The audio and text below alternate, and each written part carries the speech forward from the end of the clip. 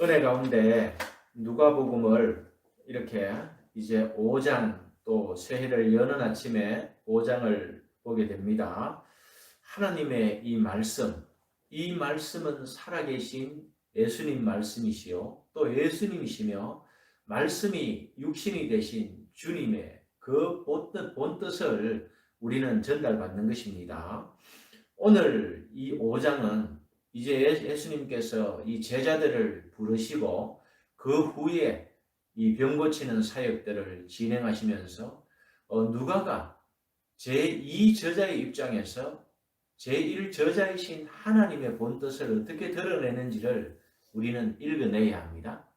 그리고 이 문자적인 해석, 그 표면에 있는 그 해석에 앞서서 깊은 묵상을 통해서 그 속뜻을 알아내는 것이 중요합니다. 오늘 5장 1절에 보면은 무리가 몰려와서, 이 무리가 몰려온 것은 요한복음을 공부할 때 떡을 먹고 배부른 까닭에 몰려오는 그 무리들을 피해서 예수님께서는 한적한 곳으로 가시고 또 갈릴리 호수 건너편으로 건너가시고 이런 환경들을 우리는 기억하면서 오늘도 바로 4장에서 너희 말이 너희 귀에 예수님의 말, 이 말씀이 너희 귀에 응했다는 그 말씀을 들으셨죠. 하나님의 말씀이 성취되어서 예수님이 이 땅에 오셔서 이제 하나님 나라를 시작하는 이 말씀이 응했는데 그것을 볼 때에 막 예수님께서 병자들을 막 고치시고 기적을 일으키시니까 바로 무리들이 이제 따르기 시작한다는 그 기사를 쓰고 있습니다. 하나님의 말씀을 들으세요. 예수는 게네사렛 호숫가에 서서 이 게네사렛 호숫가는 갈릴리 호수입니다. 그 호수에 서서 2절에 호숫가에 배 두 척이 있는 것을 보시니 어부들은 배에서 나와서 그물을 씻는지라. 배 한 척도 아니고 두 척이었다는 말은 이것은 동업을 하는 베드로를 중심으로 한 그 배와 야고보 그리고 요한을 중심으로 한 그 배가 있었다는 것을 기록하고 있습니다. 이들은 세례 요한의 제자, 안드레는 세례 요한의 제자라고 분명하게 기록하여 있고 세례 요한의 영향권 안에 있던 그 제자들을 말하는 것입니다. 3절에 예수께서 한 배에 오르시니 이 한 배에 올랐다는 것은 선택했다는 뜻이지요. 이 두 배가 있었다는 것도 바로 초이스, 선택을 말하는 것입니다. 하나님께서는 예수님을 통해서 누구를 부르시기를 원하는지 그 배는 시몬의 배라고 바로 기술하고 있고 육지에서 조금 떼기를 청하시고 앉아서 배에서 무리를 가르치시더니 갈릴리 호수를 직접 탐방을 했는데요. 갈릴리 호수에는 바람이 아침에는 한쪽으로 불고 또 다른 한쪽에는 바다에서 산쪽으로 불고 이런 바람이 부는 방향들이 시간에 따라서 다르게 나타납니다. 예수님께서는 이 짧지만은 배를 바다에서 조금 떼서 바람이 바다에서 산으로 불러 올라갈 때에 그 시간에 예수님께서는 배에 앉으셔서 무대 삼아서 말씀을 전했다는 것입니다. 이렇게 저처럼 살살 말해도 이 바람을 통해서 이 소리가 확산되어서 많은 무리들이 다 들을 수 있는 그런 구조 안에서 예수님께서는 말씀을 전하고 계십니다. 그리고 그 배는 바로 베드로의 배였습니다. 4절에 말씀을 마치시고 시몬에게 이르시되 깊은 데로 가서 그물을 내려 고기를 잡아라. 예수님께서는 삶의 현장, 그 직업의 현장, 베드로 동업조합이죠. 바로 야고보와 요한도 이 베드로의 바로 동업자들이었죠. 이 동업자들, 쉽게 말하면 지금 직장에 찾아오신 겁니다. 이 일터에 찾아오셔서 그들에게 제안을 합니다. 깊은 데 가서 그물을 내려라.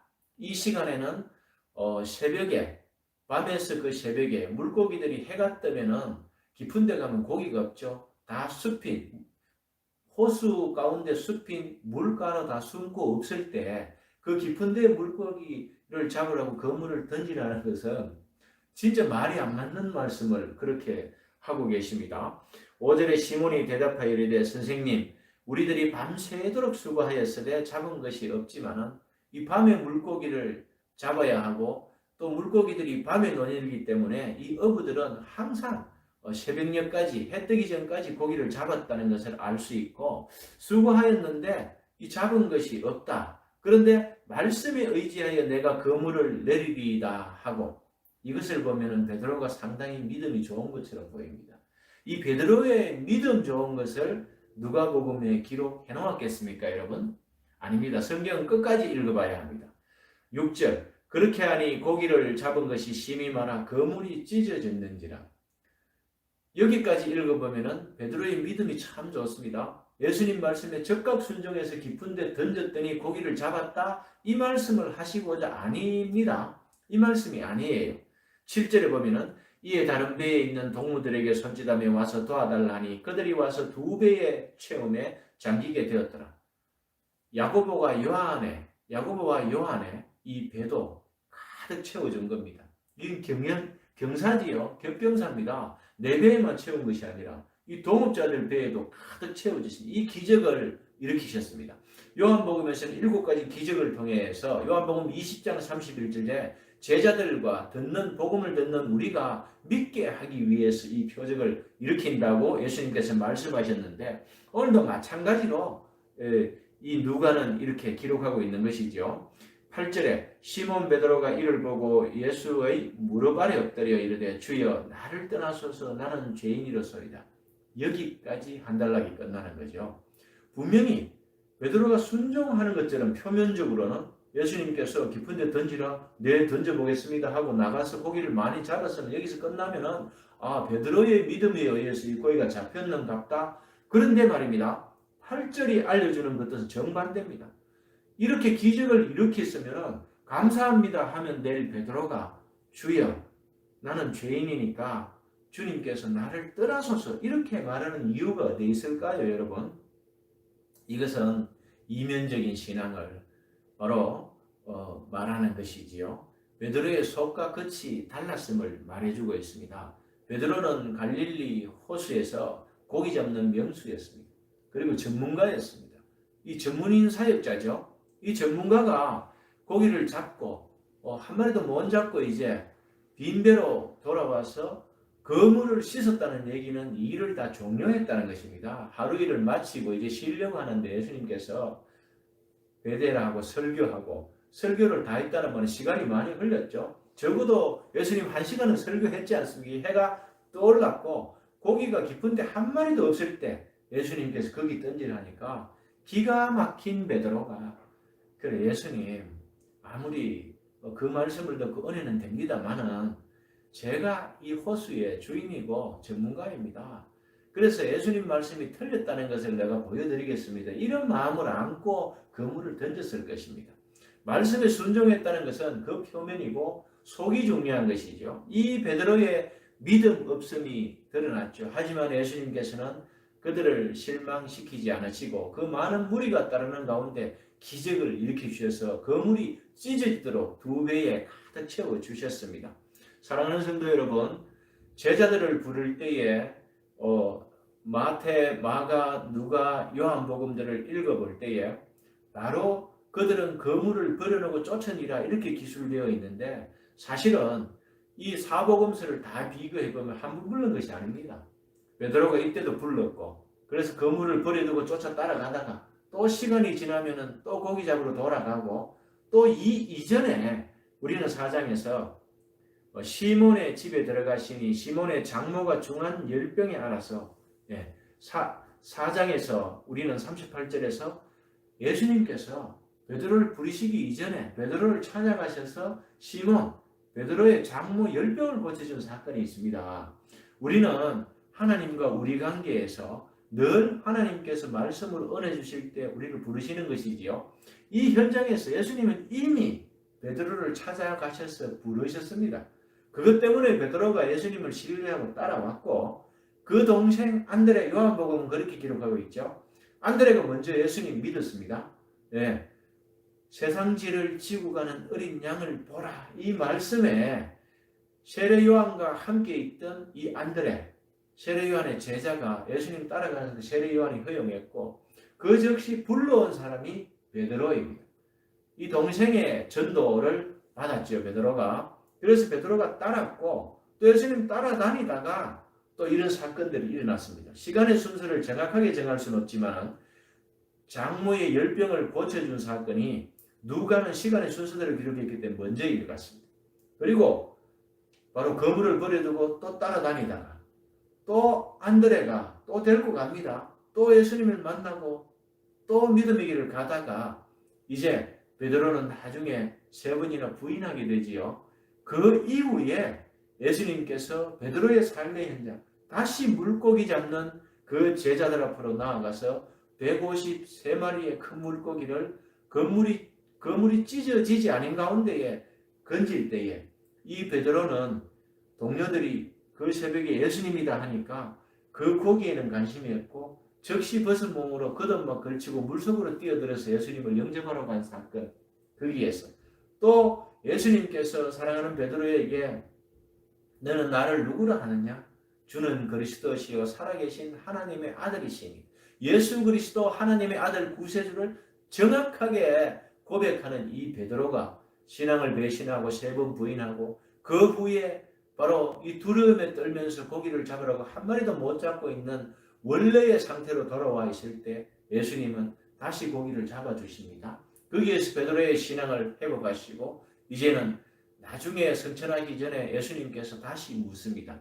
베드로의 신앙이 이제는 성장했고 이제 마무리된 이 제자의 훈련 과정인데도 너희는 나를 아가파워 하느냐 물으니까 베드로는 필레오 합니다. 이렇게 대답했죠. 예, 하나님의 사랑으로 나를 사랑하느냐 이래 물으니까 형제 사랑으로 필레오 합니다. 좋아합니다. 여기에서 베드로의 정직성도 보지만은 신앙이 그렇게 하루아침에 완성되는 것이 아니라는 것은, 그리고 이런 모든 과정을 통해서 베드로는 나중에 십자가에 거꾸로 순교하지요. 자기 사명을 감당할 때까지, 그 베드로의 신앙이 완성될 때까지 많은 고난, 그래서 누가복음은 항상 이렇게 결론을 냅니다. 자기 십자가를 지고 주님을 쫓아라. 이 삶의 현장에서 이 고기 잡는 이 문제들, 어려움들, 그리고 오늘 또 계속해서 말씀을 볼 것입니다. 6절에 그렇게 하니 고기를 잡은 것이 심히 많아 그물이 찢어지는 것. 7절에 보면 이에 다른 배에 있는 동물에도 채워졌고 그 배가 잠기게 되었더라. 이런 풍성한 가운데에 제자들이 먼저 그 나라와 그 일을 구할 때 이 모든 것을 더하신다는 이 마태가 말한 이 말씀을 정명하면서도 8절에 시몬 베드로가 이를 보고 예수의 무릎 아래 엎드려 주여 나를 떠나소서 죄인으로소이다. 이 베드로의 깊은 회개를 또 나타내게 하죠. 이 회개가 죄 사함을 받는 회개이다라고 누가는 기술합니다. 10절에 보면 세베대의 아들로서 시몬의 동업자인 야고보와 요한도 놀랐다. 항상 이들은 동업자이기 때문에 신앙의 길에 같이 가는 것이지요. 이 직장 사역이 그래서 중요하고 가정 사역이 이렇게 중요하고 멀리 보지 말고 자기 주위에 이 동업자들과 함께 신앙생활을 하는 것이 중요하고 전도의 첫 번째 대상이 가족과 동업자들입니다. 여기에서 예수님께서는 이제 무서워하지 말라. 이제 후로는 내가 사람을 취하리라. 사람을 낚는 어부가 되게 하리라. 이 말씀을 성취하기 위해서 제자들에게 기적을 베푸시고 그들이 이 믿음을 가지고 회개하게끔 하는 것이 예수님의 방법이셨습니다. 11절에 그들이 배들을 육지에 대고 모든 것을 버려두고 예수를 따르니라. 이렇게 다 따랐지만 다시 원상 회복되는 것이죠. 죄 문제는 아주 심각하기 때문에 여러분 한 번 회개했다고 끝나는 것이 아닙니다. 원죄에 대한 회개는 우리가 한 번 합니다.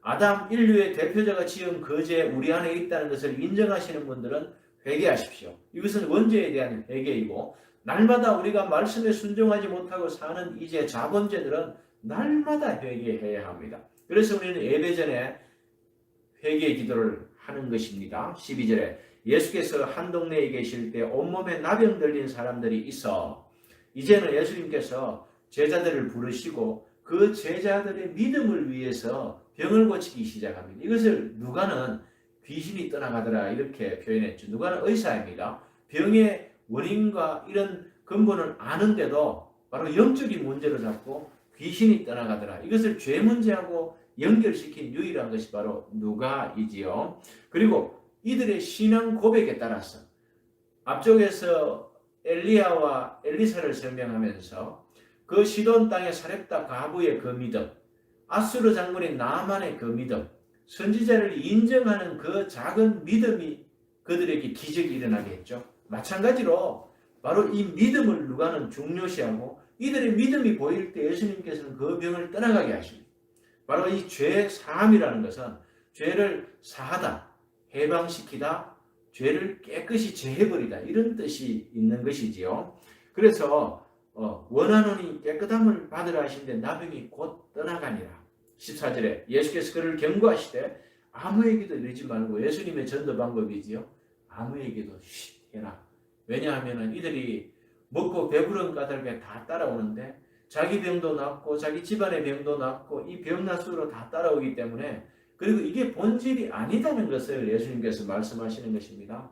병은 일반적으로 우리가 일반 은총에 의해서 병의 원인이 있습니다. 잘못 생활하고 습관이 나쁘고 해서 병이 오는데 다 귀신 들린 것으로 오해하고 또 다 이원론적으로 판단하고, 이것은 그냥 다른 문제도 있기 때문에 이런 예수님의 바로 경고입니다. 15절에 예수의 소문이 더욱 퍼지매 이제 온 유대 땅과 그렇게 말씀이 퍼지게 되는 것이죠. 말씀도 듣고 자기 병도 고침을 받고자 모여오되 막 몰려들기 시작한 것이죠. 요단 강가에서 세례 요한의 복음을 듣고 회개하라 천국이 가까웠다. 그것을 성령께서 일깨워주니까 믿고 세례를 받은 사람들이 따라다니면서 이제 제자 노릇을 하는 것입니다.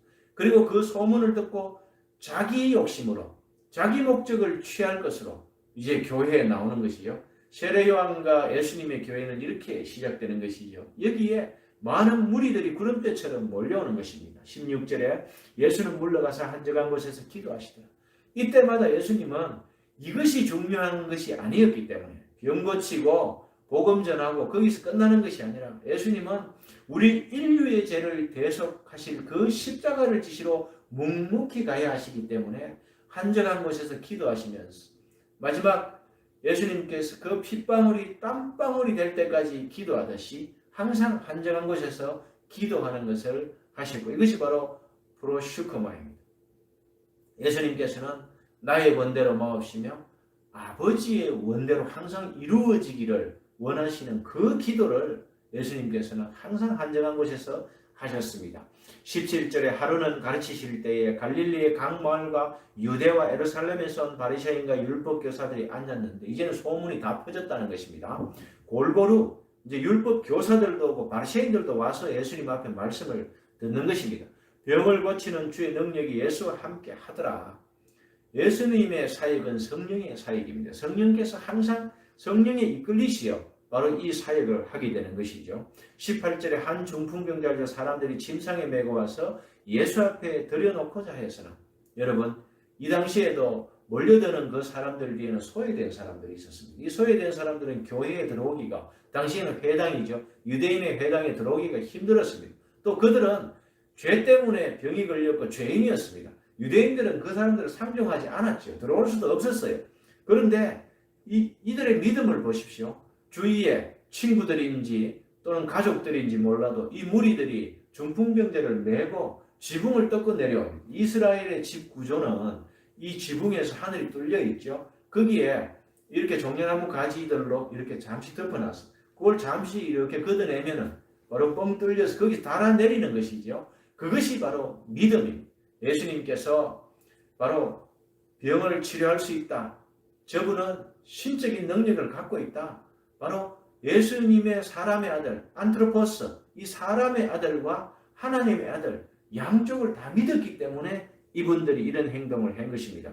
20절에 예수께서 그들의 믿음을 보시고, 예수님께서 엘리야 엘리사의 얘기를 하시면서 믿음을 말씀하셨고, 오늘도 마찬가지로 이들이 말씀에 의지한 겉으로 믿을 때에도 그 믿음 때문에 그물을 찢어지게 고기를 채워주셨고 배에 가득 채워주셨습니다. 이들이 믿고 자기 친구인 이 중풍병자를, 요한복음에는 38년 된 병자를 고치셨죠. 여기에서는 이 병자를 데리고 온 이 믿음을 보시고 또 낫게 하시고, 이때 21절에 서기관과 바리새인들이 생각하여 이르되 신성 모독하는 자가 누구냐.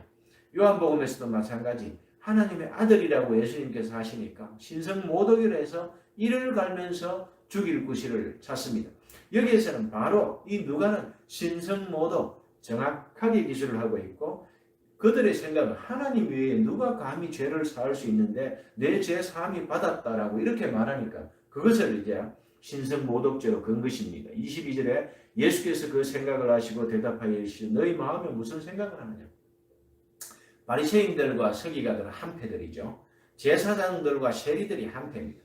이들이 자기의 하수인들을 양육해서 정치에도 내보내고 제사장들은 당신 성전에서 그 권한을 가지고 장사해 먹었죠. 그리고 로마로 얻은 모든 권한들을 자기가 독차지하고 이 바리새인들과 이 제사장들이 사내들인 공회를 만들어서 거기에 자기 세력들을 집어넣어서 대리 정치를 하던 것이 자기 이권들이 있는 사람들. 그런데 이 사람들도 이거는 죄사함은 하나님의 능력이라고 알고 있고 이 하나님을 잘못하는 이 전통이 이들을 버렸습니다.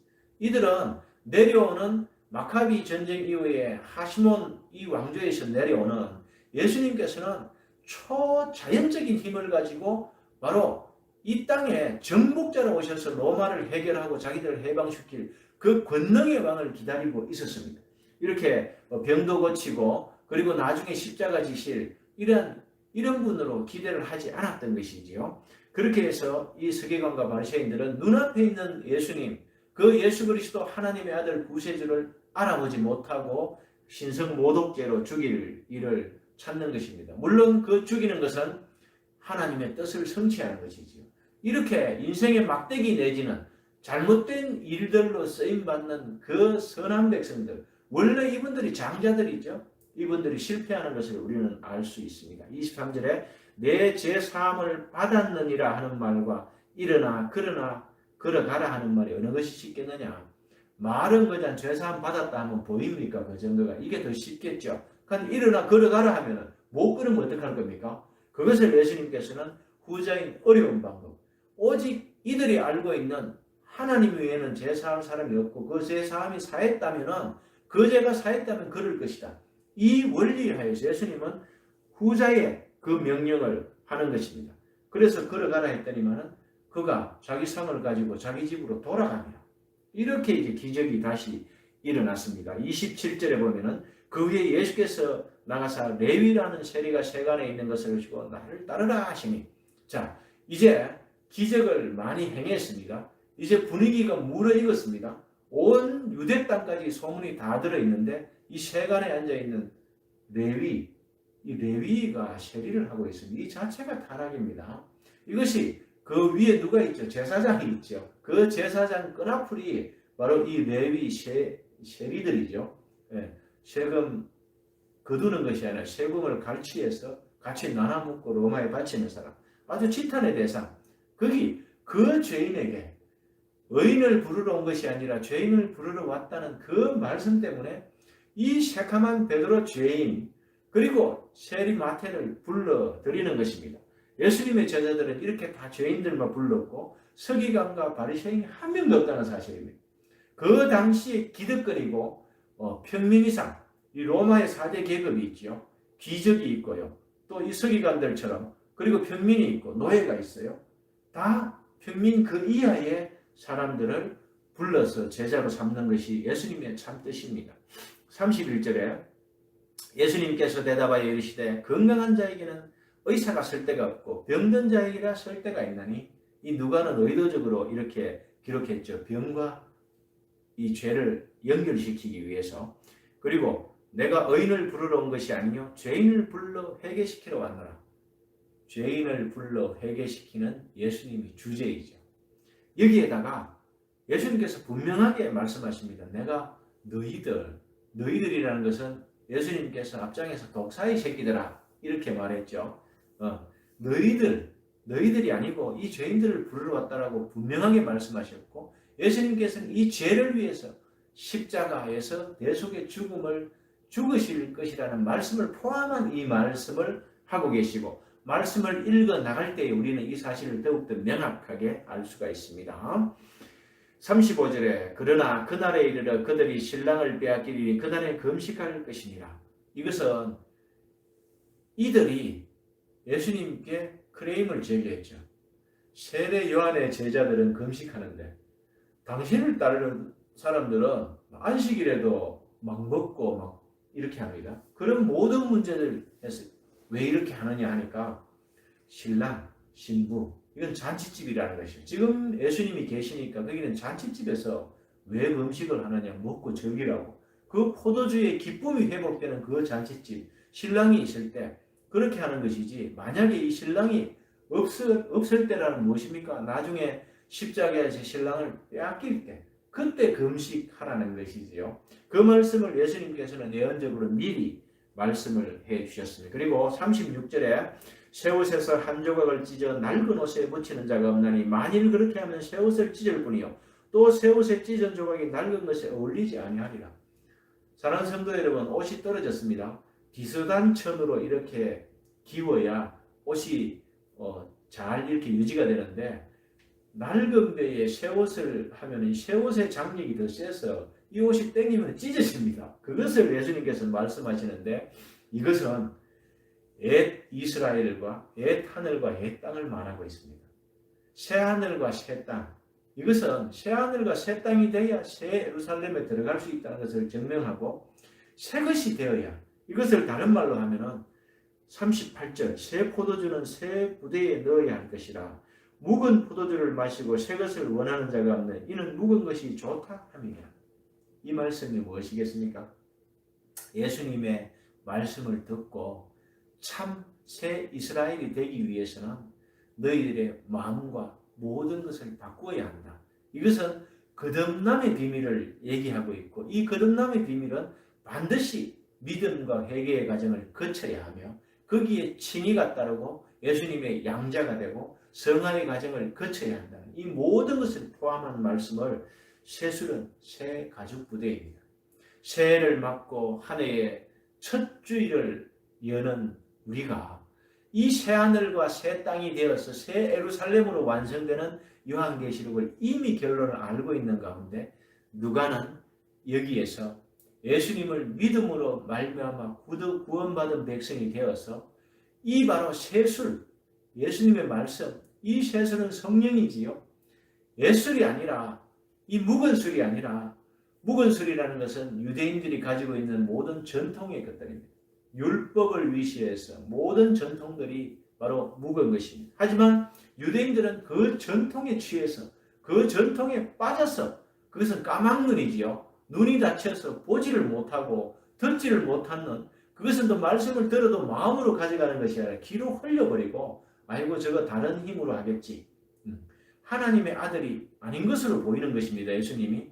그것을 이제 버리고 그런데 이들은 묵은 것이 좋다고 계속 고집하는 것이지요. 전통을 자랑하고 그 전통의 틀에 예수님을 점수 매기는 이 사람들을 빗대어서 하신 말씀입니다. 사랑하는 성도 여러분, 새 포도주를 낡은 가죽 부대에 넣지 말아야 합니다. 우리가 옛 추억도 좋습니다. 옛날 것을 기억하는 것도 좋습니다. 옛 것을 존중하고 전통을 유지시키는 것도 좋습니다. 오늘날 코로나를 만나서 이 위기에 만난 우리 교회는 바로 이 새술, 새 포도주를 담을 새로운 교회가 되어야 합니다. 예수 그리스도의 몸된 교회, 예수 그리스도의 공로로 구원받은 백성들이 예배하기 위해서 모인 이 공동체는 새로운 형태의 공동체이며 이것은 과거 전통과의 다른 전혀 새로운 것, 다른 세상을 얘기하고 있다는 것입니다. 누가는 계속해서 이 부분에 대해서 설명해 나갈 것입니다. 제자들의 행동과 믿음의 성장의 과정을 통해서 이 사실을 다시 밝힐 것입니다. 말씀을 정리하겠습니다. 죄인을 부르러 오신 예수님입니다. 죄인을 사랑하시고 죄인이 필요합니다. 우리 교회는요, 의인이 필요한 것이 아니라 죄인이 필요합니다. 이 죄인들을 섬겨야 하는 것이 바로 이 교회 공동체입니다. 개인이 각 교회가 되어서 또 이 각 개인들이 모여서 무리의 공동체 교회가 되어서 섬겨야 될 분들이 이 죄인들입니다. 이 죄인들은 교회 바깥에 소외된 지역에 있습니다. 아직 듣지도 못하고 아직도 주님을 만나지 못한 분들이 교회 바깥에 있습니다. 이분들과 만나서 이 복음을 전하고 안드레가 베드로를 전도한 사실이 제일 큰 전도지요. 바로 이렇습니다. 아직도 전도되지 못한 우리 가족들과 내 이웃들과 직장 동료들을 구원해내는 한 해가 되시기를 간절히 기원합니다. 기도하겠습니다. 깊은 곳에 그물을 던지라 일러주신 예수님 말씀에 의지하여 가면서도 그 마음속에는 아직도 자아의식과 자기존중과 인본주의적 사고가 있었던 베드로에게, 그렇지만 그 믿음 보지 않으시고 하나님의 일방적인 사랑을 예수님께서 선포하심으로 말미암아서 홀로 십자가로 나아가시는 그 사랑에 의지하여, 아가파오 사랑에 의지하여 제자들의 그 빈배의 물고기를 가득 채워주신 우리 주 예수님, 이 한 해에도 믿음 없는 우리 배에 물고기를 채워주시고 또 끝까지 기다리시면서 이 믿음의 과정, 성화의 과정을 펴신 잡으신 손으로 이끌어내시는 우리 주님을 찬양하고 늘 우리 주님을 신앙 고백의 중심으로 삼고 하나님 말씀을 가까이 하는 한 해 되게 하여 주시옵소서. 흩어져 있는 성도들이 유튜브로 예배 드립니다. 말씀을 또 대언하고 듣습니다. 하나님 아버지 귀를 열어주시고 마음을 열어주셔서 문 밖에 서 계시는 예수님께서 노크하고 두드리실 때에 우리가 주님을 우리 마음속으로 받아들여서 주님과 함께 더불어 먹고 한 몸이 되고 연합되는 삶을 이 한 해에 살아가게 하여 주시옵소서. 말씀을 하루에 한 번, 주일에 7번 읽고 들을 것입니다. 그때마다 더 깊이 있는 그 표면에 있는 말씀의 뜻도 이해하지만 속뜻을 이해하고 신앙의 깊이가 깊어지는 한 해 되게 하여 주옵소서. 이 모든 말씀 예수님 이름 받들어 기도드리옵나이다. 아멘. 축복을 받으시겠습니다. 여호와는 내게 복을 주시고 너를 지키시기를 원하며 여호와는 그의 얼굴을 내게 비추사 은혜 베푸시기를 원하며 여호와는 그 얼굴을 내게로 향하여 드사 평강 주시기를 원하노라. 아멘. 하나님께 힘찬 박수로 영광을 돌리겠습니다. 감사드립니다. 2022년도 직원 임명하겠습니다. 임명하겠습니다. 호명하신 분들은 자리에서 일어나서 명을 받으시기 바랍니다. 교육부 백경아 사모, 권사 백경수, 서리집사 석진우 배영심, 서리집사 강현주 강진구, 캄보디아 선교사 권용철 집사 이현주 집사, 한국 캄보디아 전도인 림니티, 청년부장 강성산, 그리고 우리 이기원 형제는 이제 대학부로 들어가게 되겠습니다. 각자 우리가 숫자는 작지만 이 밀양 선교교회는 선교의 사명을 감당하고 복음을 부이는 교회로서 쓰임받을 것입니다. 각자가 자기 자리에서 선교사로 살아가시기 바랍니다. 우리 강현주 집사는 교육계에 파송합니다. 강진구 집사는 군대에 파송합니다. 우리 캄보디아의 권영철 이현주 집사님을 파송합니다. 우리 또 캄보디아 전도인으로 한국 캄보디아인들은 림니티를 파송합니다. 우리 이 교육부에 아이들 백경숙 권사를 파송합니다. 이 파송이 온전하게 진행될 수 있도록 우리는 기도할 때에 이분들을 위한 기도도 빠뜨리지 말아야 합니다. 그리고 청년부를 만들고 이 유튜브를 통해서 한 사람 한 사람 구독자로 우리는 불특정 다수를 원하지 않습니다. 목사님의 구독 한 사람 한 사람 늘어나는 사람은 다 기록되고 있고 또 권하고 전도한 사람이 하나하나 권유를 통해서 가입되고 있고 이분들이 다 듣고 있습니다. 그것은 우리가 한 해 동안 이 유튜브 속에 구독자를 만들 때의 방법이기도 합니다. 이것은 청년에 대해서는 우리 강성산, 이기원 이 두 형제가 한 사람 한 사람 인격적으로 목사님의 설교를 권하는 것입니다. 이것은 강대성 목사 개인의 것이 아니라 예수님의 말씀을 풀어놓은 유튜브, 바로 이것을 권하는 것입니다. 우리도 마찬가지입니다. 누구라도 전도할 때 시간이 없지요. 비대면 시대에 할 수 있는 일은 유튜브 구독을 권하는 것입니다. 이 유튜브 구독은 우리는 장사하지 않습니다. 구독자가 많아져도 작아져도 아무 상관없이 들을 사람이 듣게 하고, 우리 캄보디아 형제들 한글 교실로 모인 이 친구들이 기숙사에서 한 개 연결되면 9명에서 12명까지 있지요. 단체로 듣는 것이지요. 이 한 개 구독이 엄청난 역할을 하고 있다는 사실을 알고, 한 개의 구독자가 늘어나면 그 가정으로 보여지고, 그 사회로 보여지고, 그 직장, 베드로의 동업조합에게 연결시킨다는 그러한 각오를 가지고 한 명 한 명 연결하십시다. 이상입니다. 한 해 동안 수고를 해 주십시오. 기도하겠습니다. 하나님, 사랑하는 동력자들을 파송합니다. 어디에 있든지 무엇을 하든지 하나님의 말씀을 받아서 그 말씀을 전달하고, 또 유튜브 속에 있는 하나님의 말씀을 풀이한 것을 전달하는 바로 이 전달자, 선포자, 읽는 자, 듣는 자, 지키는 자로 우리 사역자들이 한 해를 살아가게 하여 주옵소서. 귀한 직분을 소홀히 하지 아니하도록 자기 각자의 삶에서 이 직분을 실천할 수 있도록 주님 인도하여 주옵소서. 이것이 소명입니다. 하나님께서 새해에 우리를 부르신 소명이시고, 이 소명을 받아 순종하는 것이 우리의 사명을 감당하는 길임을 알고 복되게 하시고 강건하게 하시고 지혜, 또 그 능력을 더하여 주시기를 간절히 바라옵고 예수님 이름으로 기도드리옵나이다. 아멘. 감사합니다.